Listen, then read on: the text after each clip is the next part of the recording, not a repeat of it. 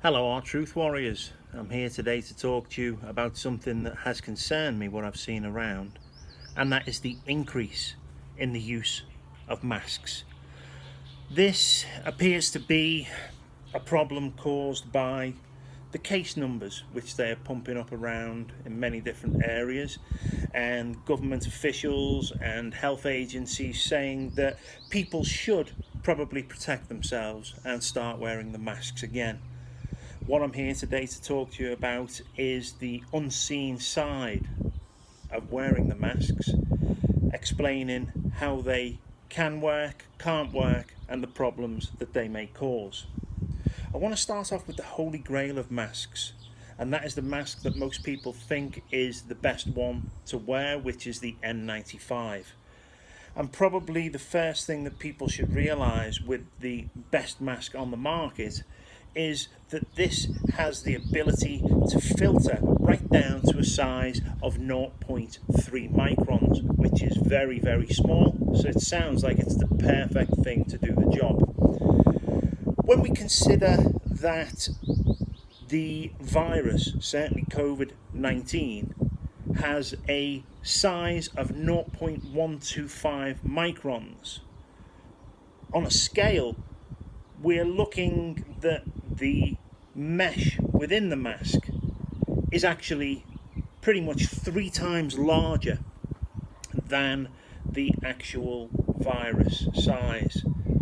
So to put that into context, if you are driving your vehicle through a large tunnel, that tunnel needs to be between 18 to 20 feet to accommodate the large trucks that drive through them.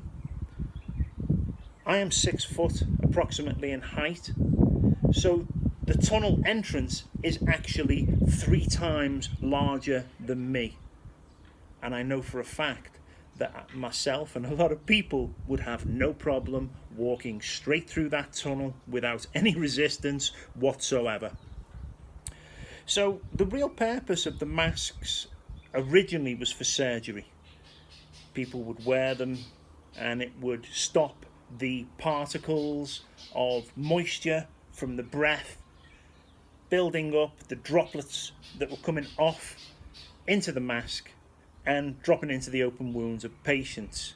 It was also good practice to stop this happening. Now, they were also used in industry for dangerous and hazardous materials and stopping dust particles and things that we can see actually getting into the body.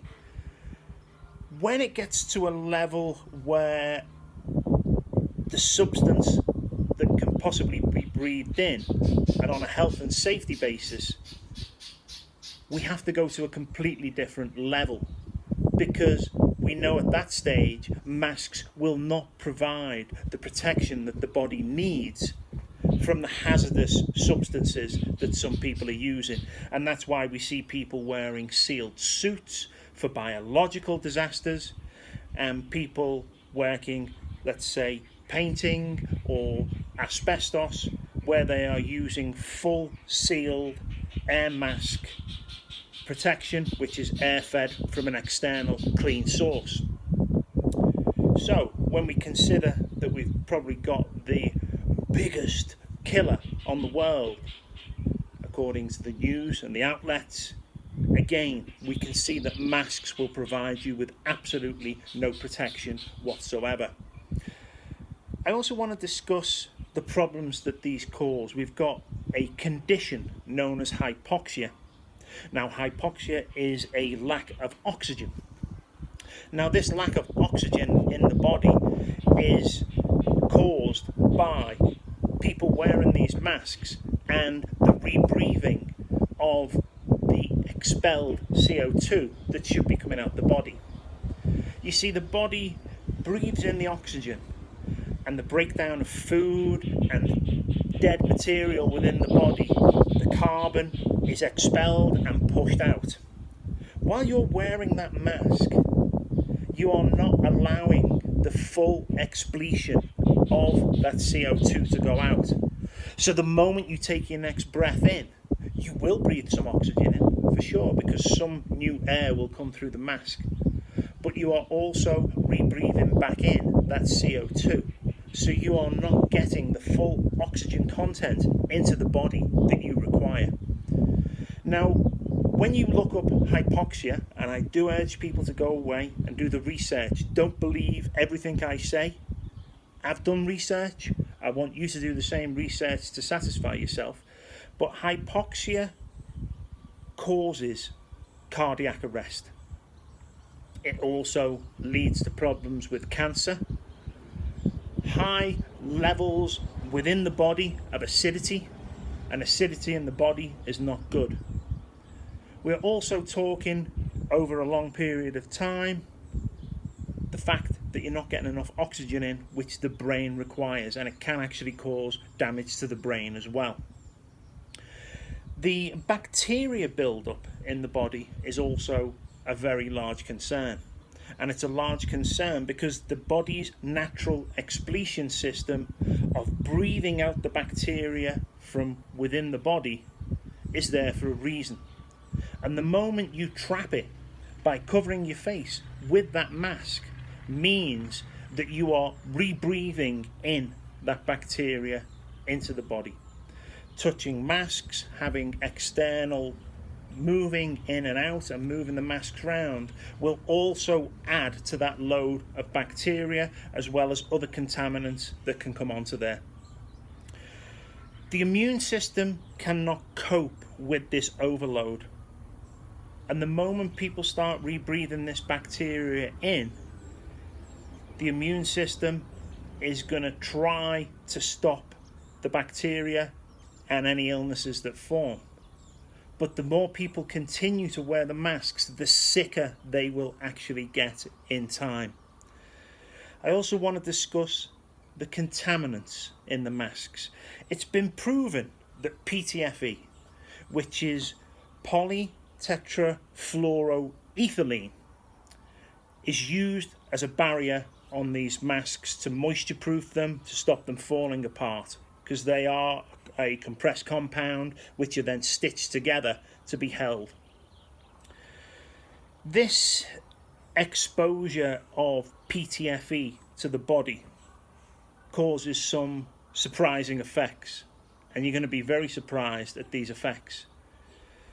When you look up online, certainly on the CDC website and other websites, the problems of PTFE, it's going to say that exposure to this causes fever, it causes chest tightness, it causes shortness of breath, headache, chills, and a sore throat. Let's just think about what I have just said there. PTFE actually causes the symptoms that people are looking for when they think that they have COVID-19. So wearing a mask can cause symptoms that may need then have you go and test yourself. We won't get into tests today, but the effects of PTFE can cause that. Not only that, there are now studies coming out showing that microplastics are being found in lung tissue. And this is from the polypropylene plastics that you're going to find in the masks. So this right now is being found. I am unaware of the long-term effects of having polypropylene plastics in your lungs, but I'll guarantee a foreign substance like that being able to get into the lungs and bypassing into the blood system is not good for your health whatsoever. I mean, at the end of the day, health is about living as clean a life as possible. So when we put these things on and breathe them in and we don't realise, we need to be made well aware. I also want to talk about the fittings of masks and health and safety in regarding to that. In my past career, I have worked with health and safety. And in doing so, we went through what we call PPE. I had to wear masks for my workplace environment, and that personal protection equipment had to be fitted correctly, and I was taught how people should wear them and how they should be airtight on the body. We see people in trades such as stripping asbestos from buildings and disease specialists, and they have to have the most perfect protection system to their body for particles around them that are larger than viral particles, and these are full, sealed, have to be worn perfectly, otherwise you're going to get very sick if you don't. I also want to talk about the manufacturer and the manufacture of masks, which are usually carried out overseas where strict levels of sterile production are not adhered to. Think about it, by the time we factor in multiple handlers of these masks in the transport, these are travelling from the far side of the world to most people in the US and Europe and Canada, and they are being handled and transported thousands of miles in varying temperatures in a non-sterile storage. They can go through warehouses, trucks, ships. These aren't sterile environments. They're usually huge metal containers where a lot of goods and a lot of other goods will go in with them. Cross-contamination is very possible within there. So when you put your mask on, there are a lot of things that we also are not aware of what we are breathing in. We also end up with something at that point that is not suitable for its purpose. So the contamination from manufacturer to consumer on these masks is unbelievable. I also want to talk about the problem of why people feel they need to wear these masks. The language used in reports to deceive, and medical reports and news articles will use very clever language to convince the readers and the listeners that the masks are safe. I mean, such wording as masks can help, or if immunocompromised, you are at high risk for severe illness, which is a given, because if somebody is immunocompromised, they're at high risk from anything in the environment around us.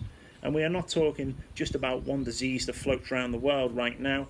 There are thousands and thousands of things that people could catch other than this. There is actually no scientific evidence that a mask can protect you. And past studies prior to the emergence of COVID do confirm this. The CDC even posted recently, in the wake of wildfires, that the masks cannot protect you, as the small particles will enter through the mesh of the mask. Now, when you think of the size of a smoke particle, you can see smoke visibly with the eye. If you want to see a COVID-19 viral particle, you would need to have the most advanced microscopes, electron microscopes, to be able to see them. So, the CDC have already said a mask will not stop a smoke particle and protect people. And that was a tweet. It was also an official release by them saying that. So when we consider that, we can also see, again, when we get back to the size of things, that the masks do not protect us. We look at the added issues of use, such as pressure sores, where people have had them on their ears, the elastics are on the face, the mask is constantly rubbing, and I have seen people take these things off, have imprints, redness, children at schools coming home with problems, complaints of sore ears, complaints of the faces being sore, rashes, and the reactions in the chemicals used in the production of these masks as well is a major issue. So to summarise here, it's clear that masks offer no protection as believed by many. And these false projected benefits in no form whatsoever outweigh the dangers of using them. I do postulate that it is probably worn by a lot of people now just for the psychological comfort that they feel protected. If people educate themselves with the real truths behind the dangers of wearing these masks, the likelihood is that they will realise that they are at more danger of becoming sick and ill by wearing them than not wearing them at all. I'm asking people not to be brave, but to step out of this fear zone, take control of your own life, educate yourself. The information is all out there. I can find it, as well as many other doctors who are also speaking out against these. And if we can do it, you can do it. Satisfy yourself. Don't take the quick option and allow the TV, the news, the government and the health agencies to tell you what to think. We're not going to go through this again, people. We've just had 2 years of this starting off with mask wearing. It will continue to social distancing. The next stage will be lockdowns. And in a time right now where we're already having massive supply chain issues, the likelihood is you could starve yourself out and not even realise that you were the cause of this. Be strong, people. Listen to the truth warriors. Listen to those that are trying to help you. Take care, stay safe, and be good. Thank you.